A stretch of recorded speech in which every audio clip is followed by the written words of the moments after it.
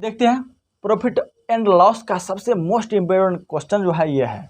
अब गौर से इसे देखिएगा, हो जाएगा, कोई दिक्कत नहीं है। सबसे पहले इसमें क्रयमूल और विक्रयमूल निकालते हैं और ये अच्छा है, लेकिन देखिएगा तो हार्ड लगेगा, लेकिन सोचिएगा तो ये बन जाता है, कुछ नहीं है। रेशियो बनाएंगे, देखिए एक, पहले गौर से पढ़िएगा। एक दुकानदार 5 रुपये में 6 की दर से कुछ वस्तु खरीदता है, माना कि 5 रुपये में 6 गो वस्तु खरीदता है, ठीक खरीदता है, और उसे 6 रुपया में 5 की दर से, मैंने 6 गो रुपया में 5 गो वस्तु बेच देता है।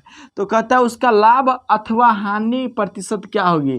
न इसमें क्रय मूल्य दिया हुआ है, न लाभ दिया है, न विक्रय मूल्य दिया है, लेकिन हमें लाभ प्रतिशत या हानि पूछ दिया है। तो याद रखिएगा, नोट एगो लिख लीजिए कि जब इस तरह से रहे तो रुपया ऊपर रुपया देते, अच्छा से ना, रुपया ऊपर वस्तु नीचा, रुपया ऊपर दीजिएगा, वस्तु नीचा, बस इतना ही याद कीजिए, कुछ नहीं।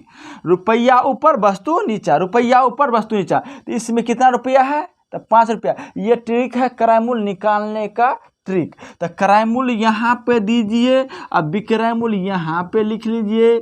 और हम तो जैसे कि आप जानते हैं, हम लोग पढ़ते आ रहे हैं शुरू से। तो रुपया कितना है 5, तो रुपया ऊपर और वस्तु क्या नीचा दिए। अनुपात माने बट्टा होता है, और इसमें रुपया कितना है 6, अब वस्तु कितना है 5।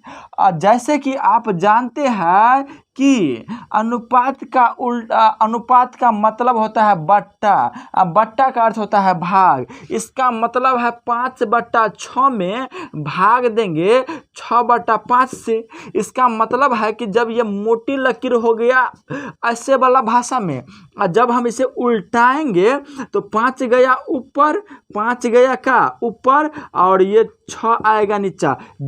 जैसन है तैसने रहेगा, और ये 5 जाएगा ऊपर और 6 आएगा नीचा। अब गुना कीजिए, 5 हो गया 25, अच्छा 1 हो गया 36। अब इस साइड में जो आया तो ये हो गया आपका क्रय मूल्य, और इस साइड में जो गया वो हो गया आपका विक्रय मूल्य। अब बताइए, क्रय मूल्य हो गया 25 रुपया और विक्रय मूल्य हो गया 36 रुपया। तो लाभ हुआ कि हानि हुआ, अर्थात 25 रुपया में खरीदे और 36 रुपया में बेचे। जब हम 36 रुपया में बेचे तो हमें लाभ होगा। मान के चलिए कोई पेन हम 5 रुपया में खरीदे और उस पेन को हम 10 रुपया में बेच देते, कितना रुपया का लाभ हुआ, 5 रुपया का लाभ हुआ। जैसे कि हम जानते हैं कि छोट में हम स्कूल जब जाते थे तो कोई लीड लेते थे 3 रुपया वाला, अब कहते थे इसको 5 रुपया दोगे तो हम दे देंगे। इसका मतलब है कि हम फायदा ले रहे हैं, इसका मतलब हम लाभ ले रहे हैं। तो 3 रुपया में हम खरीदे हैं, 3 रुपये वाला पेन को 5 रुपया में बेच देते थे। तो अब यही बात यहाँ पर न कहे हैं कि क्रय मूल्य निकालना हो तो बट्टा कर देना, वस्तु ऊपर,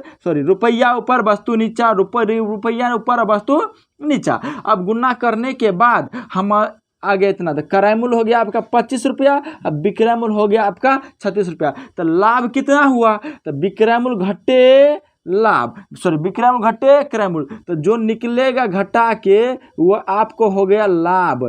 क्या हो गया आपका लाभ हो गए, क्या हो गए, तो लाभ कितना हो गया, तो 36 में से 25 गया तो हो गया 11 रुपया आपका हो गया लाभ। और हमसे पूछा क्या है, लाभ प्रतिशत क्या होगा या हानि। यदि हानि होता तो हानि का सूत्र लगाते, इसमें लाभ हुआ है तो लाभ प्रतिशत का सूत्र लगाएंगे। तो लाभ प्रतिशत बराबर, जैसे कि आप जानते हैं कि लाभ प्रतिशत बराबर लाभ गुने 100 बट्टे क्रय मूल्य। क्रय मूल्य कितना 25। अब दीजिए लाभ का क्रय मूल्य पे क्रय मूल्य दीजिए। अब लाभ कितना 11, और ये हो गया आपका 100, क्रय मूल्य कितना 25, 25 चौके हो गया 100, 11 चौके हो गया आपका 44। तो आपका जो राइट आंसर निकल के आया 44% लाभ हुआ। लाभ प्रतिशत बराबर 44। जैसे कि आप जानते हैं, इतना बताए कोई दिक्कत नहीं है तो लाइक एंड सब्सक्राइब कीजिए, अपने दोस्तों में शेयर कीजिए। फिर एक बार देख लेते हैं। एक दुकानदार 5 रुपया में 6 की दर से 5 रुपया में 6 गो वस्तु खरीदा और वही क्या किया, 6 रुपया में 5 गो वस्तु बेचो दिया। तो वही कहा कि लाभ और हानि प्रतिशत निकाले। तो अब ट्रिकली है, ट्रिक कहिए या नोट कहिए, जो कहिए आप कहिए। रुपया ऊपर वस्तु नीचा, करामूल निकल जाएगा। रुपया ऊपर वस्तु नीचा, तो रुपया कितना है 5 और वस्तु कितना है 6 गो।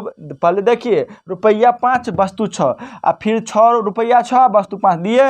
अब अनुपात का मतलब आप जानते हैं, बट्टा यहाँ पर दिखाए हैं। जो इस साइड आएगा वो आपका हो गया करामूल, जो उस साइड जाएगा हो जाएगा विक्रयमूल। अब दोनों के घटाएं तो हो गया 11 लाभ।